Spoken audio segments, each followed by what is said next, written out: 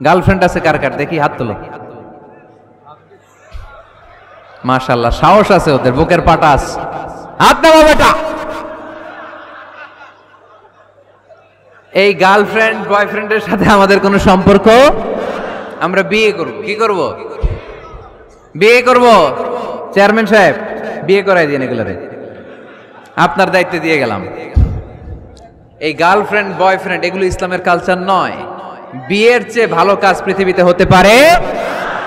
বিয়ে করতে গেলেই বাপে বলে আগে নিজের পায়ে দাঁড়া। তো এতদিন ও কার পায়ে দাঁড়াইছে? ছেলে মেয়েদেরকে সাহস দেন, ছেলেও পড়বে। ওই যে একজন চিল্লান দিয়ে উঠছে, ওর কমন পড়ছে, কমন পড়ছে। মাশাআল্লাহ।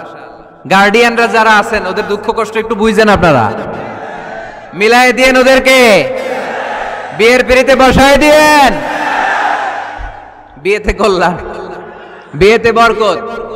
বিয়ের মতো ভালো কাজ হতে পারে না। সব নবীরা বিয়ে করেছেন। আর নিকাহ মিন সুন্নতি, বিয়ে আমার সুন্নাত। ফামান রাগিবা আন সুন্নতি ফালাইসা মিন্নি, যে আমার সুন্নতকে ভালোবাসে না সে আমার উম্মত হতে পারে না। বিয়েটাকে সহজ করে দেন। যেই সমাজে বিয়ে সহজ ওই সমাজে জিনা কঠিন, তাই না? যেই সমাজে জিনা সহজ ওই সমাজে বিয়ে কঠিন। আমাদের সমাজে জিনা করা সহজ, বিয়ে করতে লাগে 10 লাখ, জিনা করতে লাগে 1000। ঠিক কি না? 10 লাখ টাকা ছাড়া বিয়ে করা যায় না। এটা লাগবে, ওইটা লাগবে, এই দাও, ওই দাও, মোহর দাও, বিশাল অঙ্কের মোহর। 10 লক্ষ টাকা ধার্য না করলে মেয়ে দিবে না। এরকম আছে না নাই? না, এগুলো আসলে ইসলামিক কালচার না।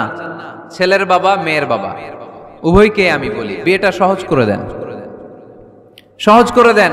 ছেলে পড়াশোনা করুক, সমস্যা নাই, মেয়েও পড়ুক, কিন্তু তারা পবিত্রভাবে তাদের সম্পর্ককে মেনটেন করুক। ঠিক কিনা? তাদের এই যৌবনের তাড়নায় যে পাপের সাথে জড়াবে তার পার্সেন্টেজ গুণা বাবা হিসেবে আপনার কাঁধেও আছে না নাই? এজন্য বাবারা সাবধান, মায়েরা সাবধান, বিয়েটাকে সহজ করেন। এই এলাকার যুব সংঘ যারা আছো, তোমরা একটা ক্যাম্পেইন করবা এই মাহফিলের পরে, টাইমলি ম্যারেজ ক্যাম্পেইন।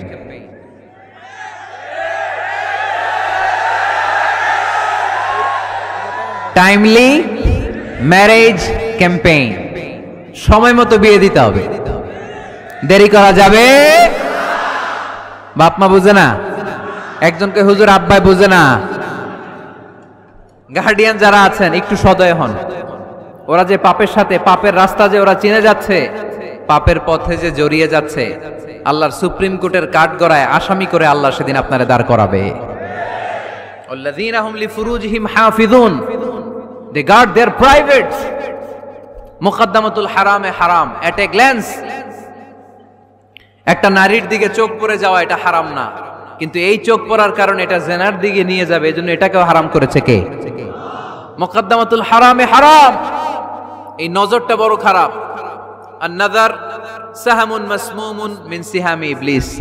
এই নজর হচ্ছে শয়তানের বিষ মাখানো তীরের মধ্যে থেকে একটা ভয়ঙ্কর তীর। এই তীর দিয়ে শয়তান যুবক আর যুবতীদেরকে কাবু করে ফেলে। আমরা শয়তানের হাতে ধরা দিতে চাই না, আমরা বিয়ের মতো পবিত্র বন্ধনে আবদ্ধ হতে চাই। ঠিক কি না?